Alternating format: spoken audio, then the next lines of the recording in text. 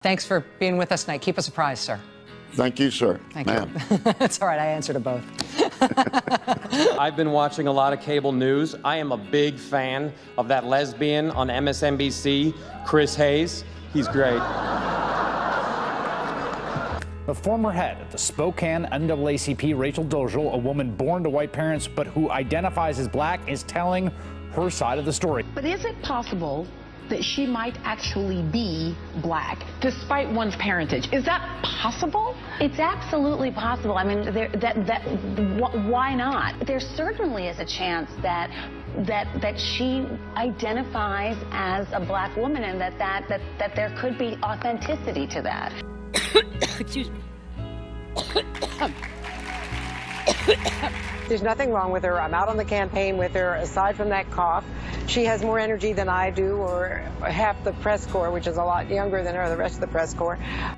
Of course, the big story today has been the fact that Secretary Clinton left rather unceremoniously, having become overheated. We should say the weather has been horrific, very hot, extremely humid temperatures. She was adorned in a long-sleeved coat. She was a little bit wobbly. That's, I think, an appropriate word to use. For anybody who may have been offended by the term that was used by our guest of Steve Patterson, he talked about illegal aliens. Of course, that's not the vernacular we use. It's undocumented workers, so I want to reiterate that. That having been said. Oh, you know what?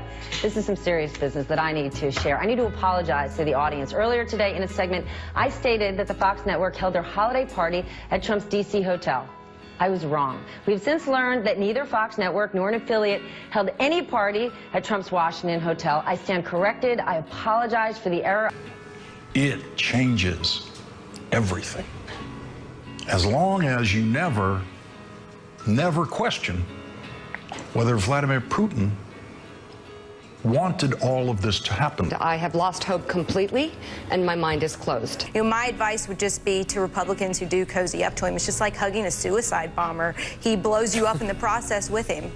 What we have are these 2 pages. I think that is something that would put the question squarely on the table whether or not he should be impeached. He could have undermined the messaging so much that he can actually control exactly what people think, and that is our job.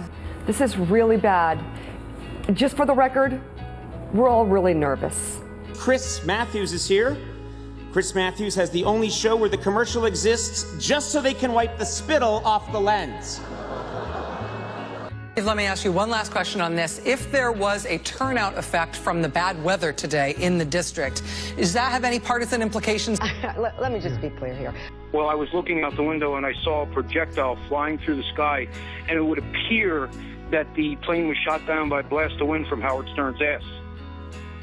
So it would appear that the plane was shot down. Can you tell us anything more from your military training of what sort of missile system that may have been coming from? Well, you're a dumbass, aren't you? We don't think this is funny. You're awake, by the way. You're not having a terrible, terrible dream. Also, you're not dead and you haven't gone to hell. This is your life now. This is our election now. This is us. This is our country. It's real.